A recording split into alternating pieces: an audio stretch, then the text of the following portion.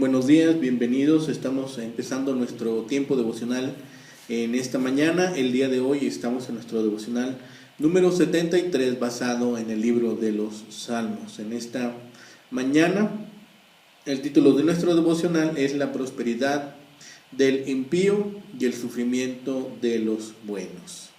Vamos a leer nuestra porción, que en esta mañana es el Salmo 73, que va a servirnos para tener nuestro devoción en esta mañana. La palabra de Dios dice: ciertamente es bueno Dios para con Israel, para con los limpios de corazón.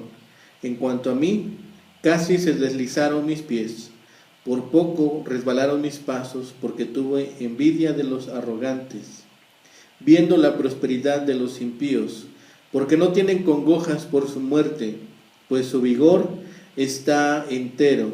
No pasan trabajos como los otros mortales, ni son azotados como los demás hombres. Por tanto, la soberbia los corona, se cubren de vestido de violencia, los ojos se les saltan de gordura, logran con creces los antojos del corazón, se mofan y hablan con maldad de hacer violencia, hablan con altanería, ponen su boca contra el cielo y su lengua pasea la tierra. Por eso Dios hará volver a su pueblo aquí, y aguas en abundancia serán extraídas para ellos. Y dicen: ¿cómo sabe Dios y hay conocimiento en el Altísimo? He aquí, estos impíos, sin ser turbados del mundo, alcanzaron riquezas. Verdaderamente en vano he limpiado mi corazón y lavado mis manos en inocencia, pues he sido azotado todo el día y castigado todas las mañanas. Si dijera yo, hablaré como ellos, he aquí a la generación de tus hijos engañaría. Cuando pensé para saber esto, fue duro trabajo para mí, hasta que entrando en el santuario de Dios comprendí el fin de ellos. Ciertamente los has puesto en deslizaderos, en asolamientos los harás caer, como han sido asolados de repente. Perecieron, se consumieron de terrores, como sueño del que despierta. Así, Señor, cuando despertares, menospreciarás su apariencia. Se llenó de amargura mi alma, y en mi corazón sentía punzadas. Tan torpe era yo que no entendía. Era como una bestia delante de ti, con todo yo siempre estuve contigo. Me tomaste de la mano derecha, me has guiado según tu consejo, y después me recibirás en gloria. ¿A quién tengo yo en los cielos sino a ti? Y fuera de ti nada deseo en la tierra. Mi carne y mi corazón desfallecen, mas la roca de mi corazón y mi porción es Dios para siempre. Porque he aquí los que se alejan de ti perecerán. Tú destruirás a todo aquel que de ti se aparta. Pero en cuanto a mí, el acercarme a Dios es el bien. He puesto en Jehová el Señor mi esperanza, para contar todas tus obras. Bien, el estilo de los malos. Este es un salmo, el Salmo 73 es un salmo de confianza, con algunos rasgos de los salmos de sabiduría que hemos revisado anteriormente. El salmo es poco común, relata una historia acerca de la lucha del salmista con la envidia, las dudas y su fe en Dios. Pero a través de sus luchas, el salmista aprende a confiar en Dios. La estructura del poema nos presenta la tentación de tener envidia de los malos, la descripción de estos y la conciencia de que el fin del malo es el factor del equilibrio, el arrepentimiento del salmista en cuanto a su incertidumbre y una renovada resolución de confiar solo en Dios. La destrucción de los malos es el fin que presenta el salmo. Este salmo es un canto de sabiduría y también es un canto autobiográfico que contrasta los destinos de los impíos y de los justos. Son temas que revisamos en el Salmo 37 y en el Salmo 49 en su ocasión. Es una confesión de fe de uno de los que ha sido probado durante la prueba, que salió victorioso, como Job, y como el maestro de Eclesiastés, cuestiona el orden moral al ver la prosperidad del malvado y el sufrimiento de aquellos que son justos. El dilema se resuelve por medio de la visión profética de lo que ha de suceder con aquellos.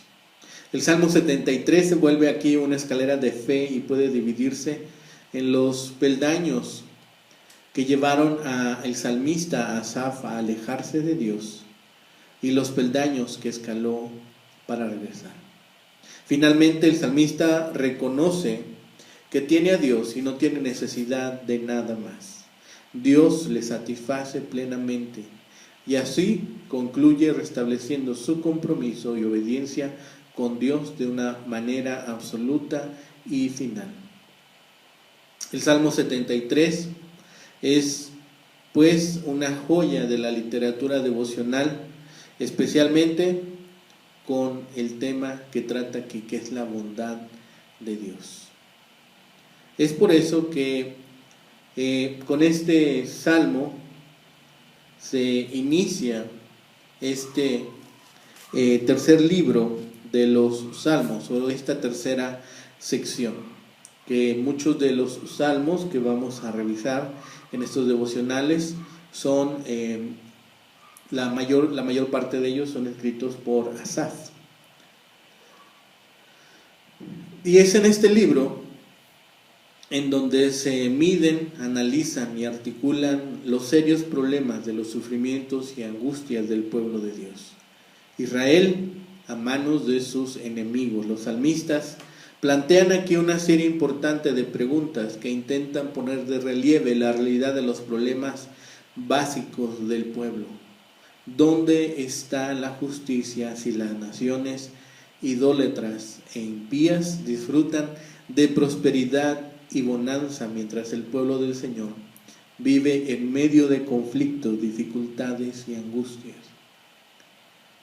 Podemos ver que es una pregunta bastante añeja. ¿Cómo es posible que un Dios justo, redentor y santo, conocido por sus intervenciones salvadoras y transformadoras en medio de las realidades humanas, permitiera esas manifestaciones de injusticia, dolor y desesperanza de Israel? El Salmo retoma este tema, en donde podríamos pensar que hay una contradicción entre la moralidad humana y el éxito en la vida. De acuerdo con el análisis que hace el salmista, las personas malvadas de la sociedad prosperan y las piadosas y humildes pasan por angustias y necesidades.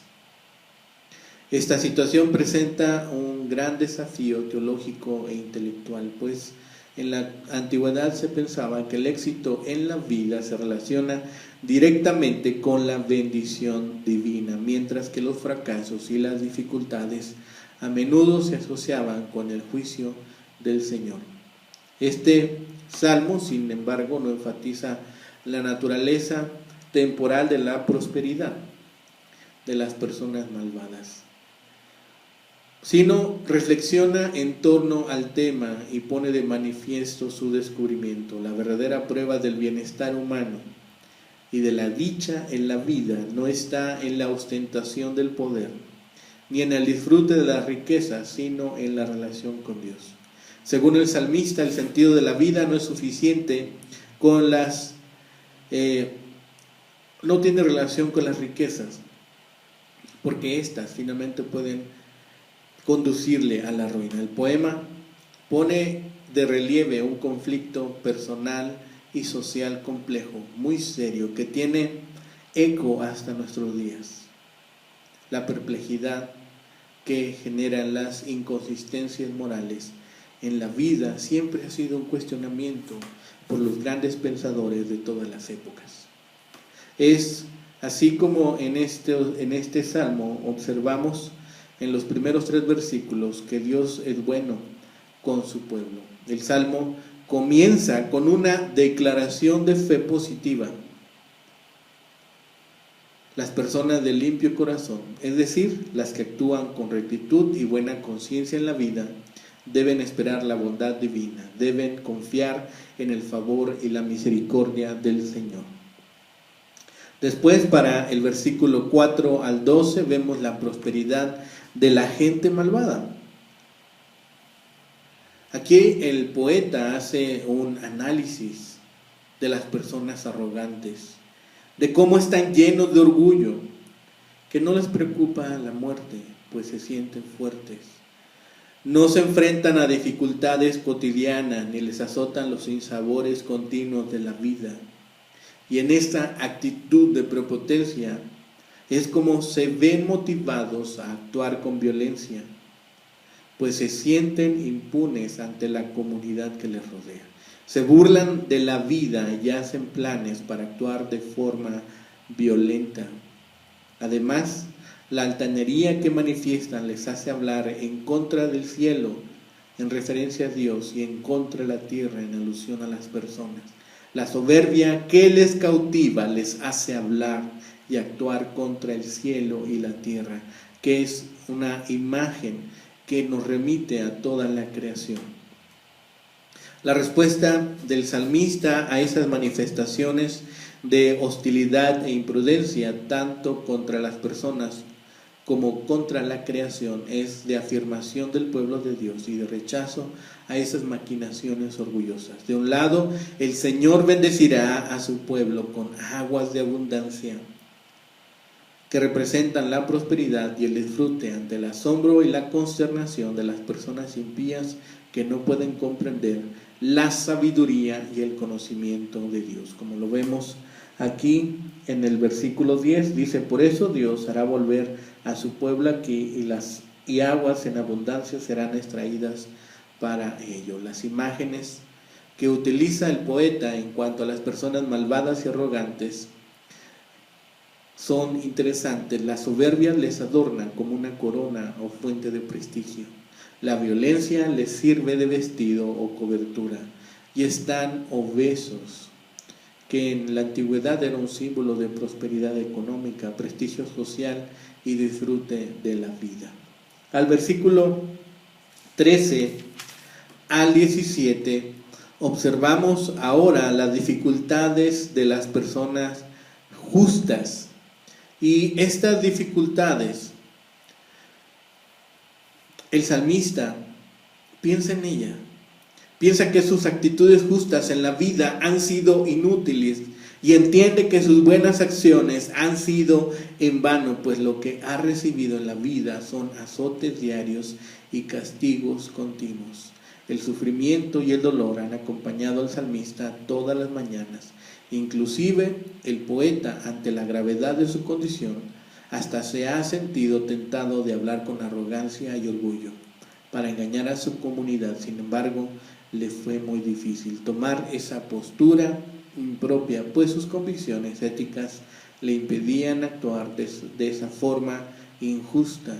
Ya se había lavado las manos, que en la antigüedad era una señal de inocencia. El corazón del mensaje del Salmo lo podemos leer en el versículo 17, dice: hasta que entrando en el santuario de Dios comprendí el fin de ellos. Casi resbalaban sus pies. Estaba próximo a ceder ante la tentación de la vida orgullosa, vacía y arrogante. Y entra al santuario de Dios, que representa la presencia divina, y descubre el fin de ese tipo de personas y actitudes. El descubrimiento de la revelación divina le permite al salmista rechazar con autoridad y seguridad las tentaciones de la vida prepotente y agresiva. Únicamente el poder divino es capaz de brindar las fuerzas necesarias para resistir las tentaciones persuasivas de la vida fundamentada en los antivalores de maldad, injusticia y violencia. Al final, en los versículos 18 al 22, observamos lo que son la infelicidad de la gente malvada. Es aquí donde se articula las implicaciones del descubrimiento del poeta.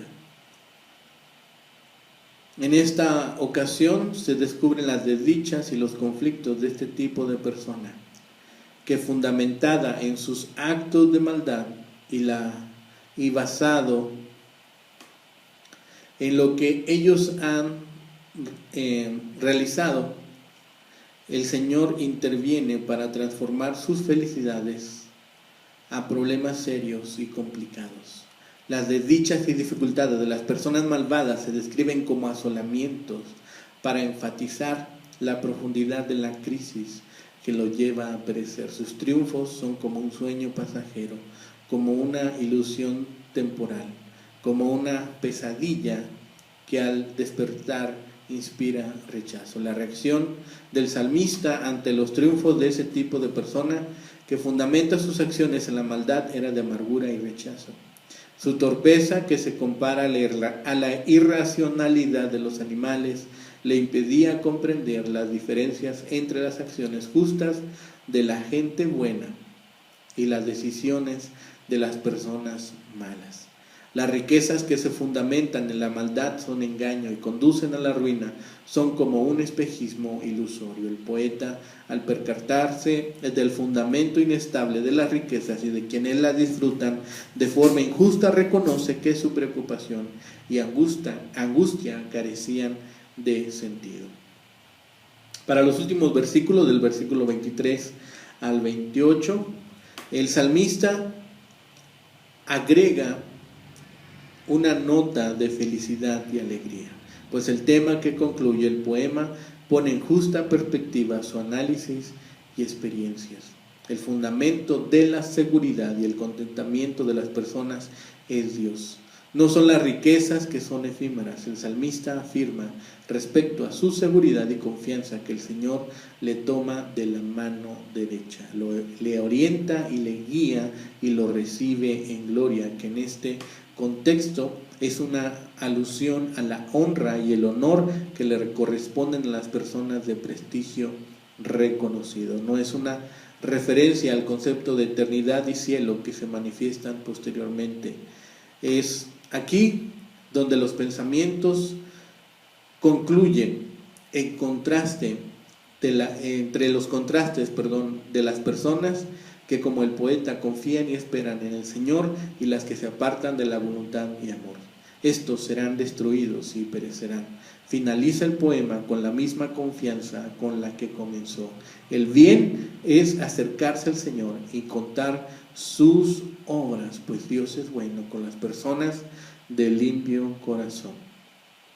Nuevamente, la poesía de los salmos revela los serios conflictos sociales, económicos, políticos, espirituales entre las personas justas y las personas malvadas, los hombres y las mujeres que fundamentan sus acciones en la vida, en la bondad divina y en las implicaciones éticas y morales que generan esas convicciones, enfrentan las adversidades con sentido de esperanza y valor y no sucumben ante la tentación de seguir los caminos de la mentira, el engaño y las injusticias. La gente de bien espera en el Señor y no fundamenta su confianza en las riquezas que pueda obtener en la vida. El camino de las personas malvadas está plagado de arrogancias, maldades, soberbias, violencias, pecados, mentiras, engaños, injusticias, opresiones, burlas y un largo etcétera.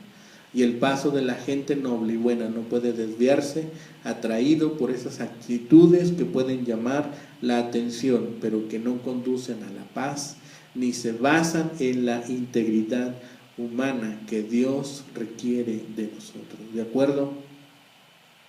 Con este salmo, el poder que mueve a las personas a superar las tentaciones que producen las riquezas es la cercanía a Dios. Es esa intimidad la que brinda el poder necesario para rechazar las tentaciones de ver la prosperidad de la gente malvada y los sufrimientos que padecen los hombres y las mujeres justas.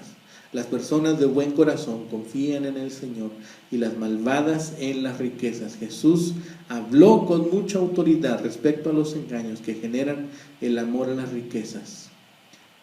Y en la carta de Santiago se critica de forma severa a los terratenientes ambiciosos. En su conversión, la gran lección que recibió Zaqueo se relaciona con las virtudes del compartir y con el rechazo absoluto a las riquezas que se fundamentan en engaño y mentira. Y es en el Sermón del Monte donde Jesús toma el pensamiento inicial de este salmo y señaló como bienaventuradas y felices a las personas de limpio corazón, que de acuerdo a la enseñanza del salmista describe a la gente que tiene un compromiso serio con la justicia. Y respecto a este mismo tema es importante destacar el contraste que hace Jesús entre los pobres bienaventurados y los ricos que han encontrado maldición. Es aquí, a través de este salmo, que vemos el problema que atraviesan los justos, los hombres que siguen a Dios, la prosperidad de los malos, el progreso que se va dando en nuestros pensamientos de los justos al haber abandonado aquel estilo de vida. La esperanza de la eternidad finalmente se sobrepone a todos los problemas y todas las vicisitudes que podríamos tener. La pregunta es longeva: ¿por qué prosperan los malos? ¿Por qué prosperan los impíos? Y así, a través de este salmo, es que nosotros podemos observar que finalmente nosotros que hemos confiado en Dios podemos estar tranquilos de nuestro final. En este salmo, Asaf explica que hasta que no entró en el santuario de Dios, no comprendió dónde estaba la justicia al permitir que el malvado prosperara mientras que el recto pasara por problemas. Sin embargo, cuando vio que un día se haría justicia, reconoció la sabiduría de Dios. Estos dos temas son profundos: la prosperidad de los impíos, la riqueza del impío. Puede ser tentadora. No obstante, estos dos temas finalizan de una manera sorprendente, ya que la riqueza del impío pierde de repente su poder en el momento de la muerte y las recompensas del bueno, sin pensarlo, adquieren un valor eterno. Lo que parecía riqueza ahora es desperdicio, y lo que parecía no valer la pena ahora perdura para siempre. No deseemos, pues, nosotros ocupar el lugar de los impíos para obtener su riqueza. Algún día ellos desearán tener el nuestro y poseer nuestras riquezas eternas. Asaf, el salmista, se dio cuenta de que los ricos que depositan su esperanza, gozo y confianza en la riqueza viven un sueño. Un sueño solo existe en la mente del soñador. No permita que las metas de su vida sean tan irreales como un sueño, y que despierte demasiado tarde ante el hecho de que perdió la realidad de la verdad de Dios. La felicidad y la esperanza pueden ser una realidad, pero solo cuando se basan en Dios, no en las riquezas. Por lo tanto, debemos acercarnos a Él tanto como podamos a fin de ser realistas en cuanto a la vida. Que esta sea nuestra oración, que siempre estemos nosotros con la vista fija en los tesoros celestiales y en las promesas que Dios nos ha dado. Que nuestros pies no resbalen al ver la prosperidad de la gente malvada. Que siempre Dios conceda paz y tranquilidad a nuestro corazón. Oremos por ello.